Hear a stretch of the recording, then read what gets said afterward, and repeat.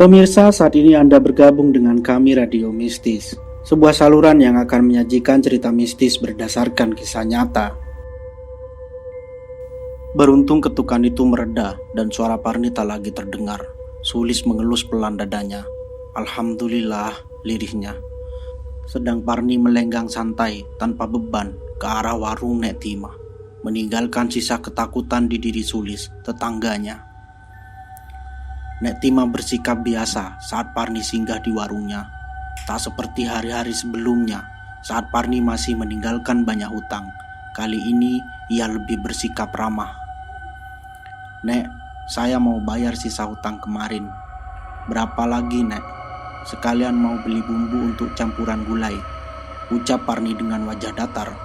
Sebenarnya ia masih sakit hati dengan ucapan Nek Tima tempo hari. Tapi mau bagaimana lagi, warung terdekat hanya warung ini.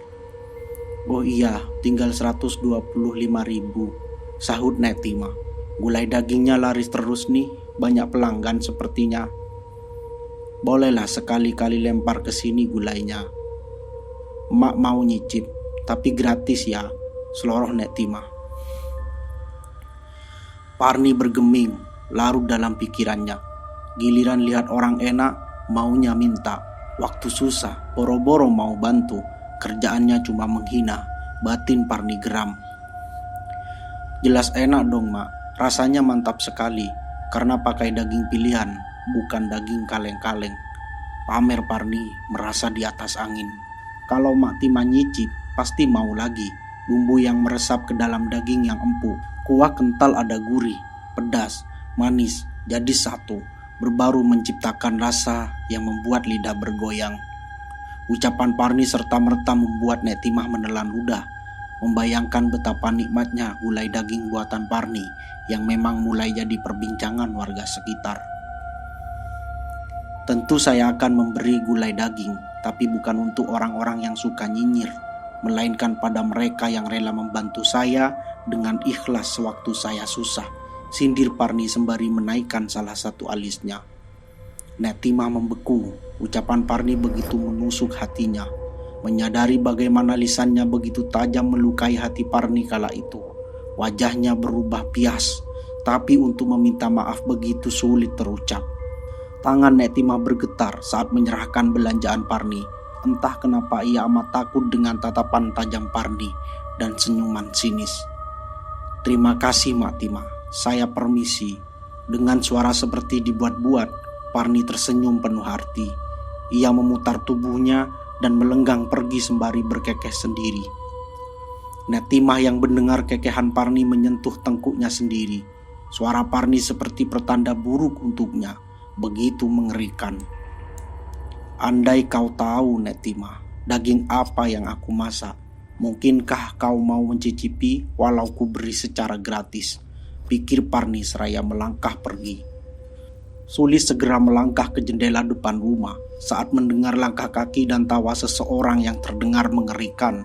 Sulis menyibak horden dengan tubuh gemetar dan keringat dingin yang mengucur deras di antara anak rambutnya. Ia menelan ludah susah payah. Melihat Parni berjalan dengan tentengan di tangan dan tawa terdengar mengerikan. Tiba-tiba Parni berhenti tepat di depan rumah Sulis dan menoleh ke arah Sulis. Serta merta Sulis menutup horden dan menyentuh dadanya yang bergemuruh kencang. "Astagfirullah," gumam Sulis seraya mengusap peluh keningnya. Ia bergeming seraya menajamkan telinganya, berharap Parni tak mampir ke rumahnya. Beruntung, setelah ditunggu beberapa waktu, tak terdengar suara langkah mendekat. Tiba-tiba Sulis merasakan pergerakan di belakang tubuhnya. Jantungnya kembali memompa lebih cepat. Sulis menarik napasnya susah payah ketika sesuatu menyentuhnya dan mencengkeram salah satu bagian tubuhnya. Saat Sulis memutar tubuhnya, tiba-tiba suara bocah yang tak lain anaknya membuat dengkul Sulis lemas seketika. Sulis meraih buah hatinya dengan rasa haru. Gara-gara rasa takutnya pada Parni, ia sampai lupa memberi ASI pada anaknya. Sulis lalu membawa anaknya ke dalam kamar sembari memutar otak dan berpikir keras bagaimana caranya ia pindah. Saat anaknya sudah terlelap, Ia merasakan perih yang teramat sangat. Gegas ibu satu anak itu melangkah ke dapur dan mencari bahan makanan untuk dimasak. Ia melenguh panjang saat teringat tak ada apapun yang bisa dimasak, karena selama beberapa hari didera rasa takut, ia lupa untuk berbelanja bahan makanan. Tak pernah mengurus suami karena suaminya sedang bertugas keluar kota, membuat Sulis begitu betah berdiam diri di dalam rumah. Sekarang mau tak mau ia harus keluar rumah hanya untuk mempertahankan kelangsungan hidupnya. Walaupun rasa takut menggerogoti pikirannya saat itu, Sulis memantapkan hati, jika ia tak keluar saat ini, nasib anak dan dirinya bisa di ujung maut, mati kelaparan. Tanpa berpikir panjang, Sulis meraih dompet di lemari dan melangkah keluar rumah dengan tergesa-gesa. Ia menyibak horden dan memperhatikan sekitar. Setelah dirasa aman, Sulis melangkah keluar dan berlarian ke warung Nek Timah. Nek Timah menatap heran Sulis yang datang dengan napas tersengal, seperti dikejar sesuatu yang menakutkan. "Kamu kenapa, Lis?" tanya Nek Timah menyelidik. Dada Sulis naik turun. Ia berusaha mengatur napasnya sebelum menjawab pertanyaan Nek Timah. "Nek, saya mau belanja. Tolong cepat bungkuskan saya telur 2 butir." "Salah." "Nek, saya mau belanja. Cepat, Nek, saya tak bisa lama-lama," ucap Sulis dengan raut wajah yang sulit diartikan. Tubuh renta itu berusaha secepat mungkin mengerjakan apa yang Sulis minta. Meski otaknya berpikir kenapa Sulis bersikap mencurigakan. "Cepat, Nek, saya harus segera pulang."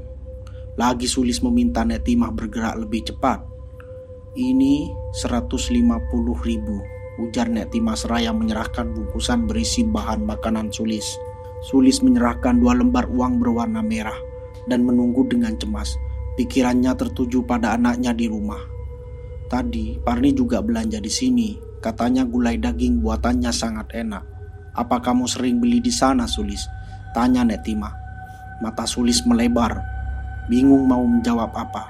Sedang jantungnya berdegup kian cepat. Ia ingin jujur pada Nek Timah, tapi jika Parni tahu dan marah, bisa-bisa nyawanya jadi taruhan. Lebih baik nenek jangan terlalu dekat dan menjaga ucapan jika berbicara dengan Parni. Jika tidak apa, Sulis? Tiba-tiba Sulis teringat sesuatu. Ia lupa mengunci pintu saking terburu-buru. "Astagfirullah," teriak Sulis dan meraih kembalian dari Nek Timah. Ia berbalik dan berlarian meninggalkan Nek Timah yang masih keheranan. "Sulis," panggilnya, tapi wanita itu sudah melesat secepat kilat. Sulis tiba di depan pintu rumahnya. Dengan rasa cemas yang teramat sangat, ia segera membuka pintu dan berlarian masuk ke dalam kamar. Saat di kamar ternyata anaknya sudah tidak ada.